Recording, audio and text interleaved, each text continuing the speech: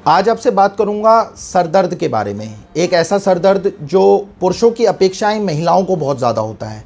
इसमें महिलाओं के इतना भीषण सर में दर्द होता है कि महिलाएं बहुत ज़्यादा चिड़चिड़ी हो जाती हैं। उनको एक अकेले कमरे में रहना बहुत पसंद होता है। ऐसे कमरे में रहना पसंद करती है जहाँ पर कोई लाइट ना जले, जहाँ पर कोई आवाज़ें ना आए। एक इतना भयंकर सर दर्द होता है कि उनका उल्टी करने का मन करने लग जाता है और उल्टी करने के बाद उनको आराम सा महसूस होता है।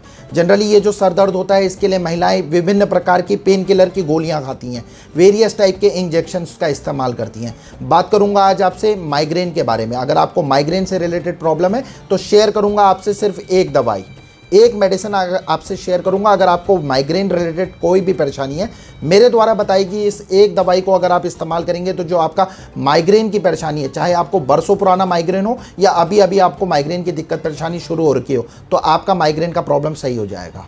नमस्कार दोस्तों, मैं डॉक्टर सहज जोशी आप सभी का मेरे YouTube चैनल में बहुत बहुत स्वागत करता हूं।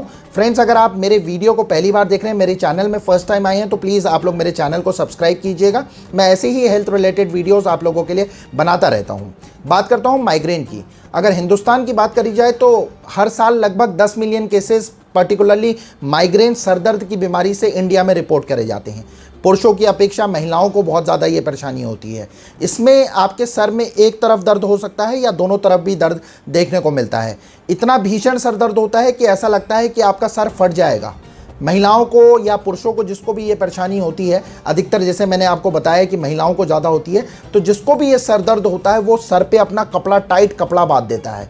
उनमें एक विशेषकर चिड़चिड़ापन बहुत ज़्यादा देखने को मिलता है। उनको एक्सट्रीमली छोटी मोटी बातों में भी बहुत ज़्यादा गुस्सा आने लग जाता है। ये एक ऐसा सर दर्द होता है जो 4 घंटे से लेकर 72 घंटे तक का 4 आवर्स से लेकर 72 आवर्स के टाइम ड्यूरेशन में ये ख़त्म होता है। इसमें पेशेंट का नौजिया की जी में चलने लग जाता है, पेशेंट को उल्टियाँ आती हैं, उल्टियाँ आने के बाद उसको आराम मिलता है। जनरली कुछ पेशेंट्स में उल्टियों की परेशानी होती है और कुछ पेशेंट्स को उल्टियाँ नहीं आती हैं। उनको और ऑफ विजुअल डिस्टर्बेंस होने लग जाता है, उनको देखने में दिक्कत परेशानी होने लग जाती है। पेशेंट को जनरली जब उसका सर दर्द खत्म होता है तो बहुत ज़्यादा कमज़ोरी सी महसूस करता है। पेशेंट बहुत ज़्यादा ऐसा लगता है कि उसके शरीर में कोई ताकत ही नहीं है। पेशेंट जनरली ऐसे कमरे में सोना पसंद करता है जहां पर कोई भी आ जा ना सके। एक अंधेरे कमरे में सोना पसंद करता है जहां पर कोई भी लाइट ना जले, कोई भी आवाज़ ना आए। जनरली इसका जो सर दर्द होता है ये इतना भीषण होता है, जैसे मैंने आपको पहले बताया कि इसमें पेशेंट को ये लगता है कि अगर उससे कोई भी बातचीत करेगा या पेशेंट कोई भी एक्टिविटीज़ में इंडल्ज करेगा, कोई भी हाउस होल्ड एक्टिविटीज़ में वो करेगा तो उसका सर फट जाएगा। पेशेंट लेटने को मजबूर हो जाता है। जनरली जो इसके कारण देखने को मिलते हैं, अगर आपकी फैमिली हिस्ट्री में अगर ये किसी को दिक्कत परेशानी है, माना कि आपके जैसे माताजी पिताजी या उनके ऊपर परिवार में किसी को ये दिक्कत परेशानी है, तो आपको ये परेशानी होने का बहुत खतरा बना हुआ रहता है।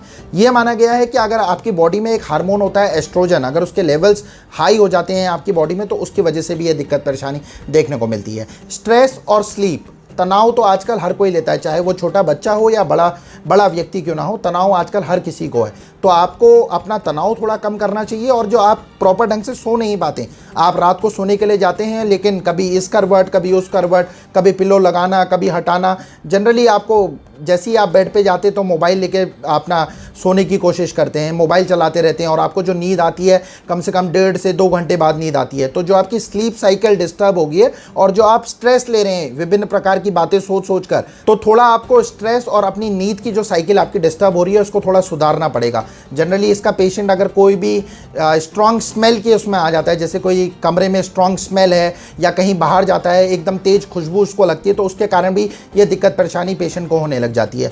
जनरली जो इसके ट्रिगरिंग फैक्टर्स होते हैं, अगर महिलाओं को ये दर्द होता है तो मेंसेस होने से पहले उनको बहुत अधिकतर दिक्कत परेशानियों का सामना करना पड़ता है। महिलाएं अगर कहीं बाहर तेज धूप में चले जाएं तो उनको ये दिक्कत परेशानी होने लग जाती है। अगर उनका फूडिंग हैबिट ठीक नहीं है तो इसकी वजह से ये दिक्कत परेशानी होने लग जाती है। जनरली ये भी देखा गया है कि जैसे गर्मियों से सर्दियों का मौसम आता है या सर्दियों से गर्मियों का मौसम आता है, जैसे ही मौसम में चेंज इन वेदर होता है तो उस वजह से उनको ये दिक्कत परेशानी होने लग जाती है। एक चीज़ का विशेष ध्यान दीजिएगा आप लोग, अगर आपको माइग्रेन रिलेटेड कोई भी परेशानी है तो आपको कंजप्शन ऑफ अल्कोहल, अगर आप किसी भी तरीके से अल्कोहल का इस्तेमाल करते हैं और कॉफ़ी वगैरह पीते हैं तो इन सब चीज़ों को आपको थोड़ा कम करना पड़ेगा।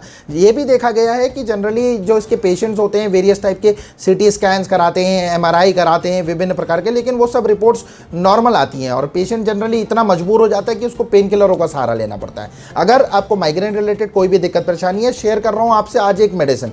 ये मेडिसिन जर्मनी से इंपोर्ट होकर आती है, आप स्क्रीन में आपको दिख रहा होगा, डॉक्टर रैगवैक इसको मैन्युफैक्चर करते हैं और R16 इस दवाई का नाम है, माइग्रेन एंड न्यूरैल्जिया ड्रॉप्स। अगर आपको बरसों पुराना भी माइग्रेन रिलेटेड प्रॉब्लम है, क्योंकि जनरली मैं ओपीडी में मैं देखता हूं कि माइग्रेन रिलेटेड प्रॉब्लम 10-10 साल पुराने, 15-15 साल पुराने, छोटे बच्चों से लेकर बड़ों तक का माइग्रेन का प्रॉब्लम होता है। अगर आप पेन किलर्स या इंजेक्शंस वगैरह यूज़ कर रहे हैं तो इसके अपेक्षा अगर आप इस दवाई को इस्तेमाल करेंगे, क्योंकि आप सभी लोगों को पता है कि अगर आप पेन किलर्स लेंगे या इंजेक्शंस लेंगे तो आपकी बॉडी को इससे नुकसान होता है और इन सब दवाइयों की, पेन किलर और इंजेक्शंस की आदत पेशेंट को लग जाती है। तो मेरे द्वारा बताई गई इस R16 अगर आप होम्योपैथिक मेडिसिन को अगर इस्तेमाल करेंगे, माइग्रेन एंड न्यूरैल्जिया ड्रॉप से आती है, अगर आप इसको इस्तेमाल करोगे तो आपका बरसों पुराना सर दर्द क्यों ना हो या अभी अभी आपको माइग्रेन से रिलेटेड कोई भी दिक्कत परेशानी शुरू हो रही हो तो आपकी परेशानी सॉल्व हो जाएगी।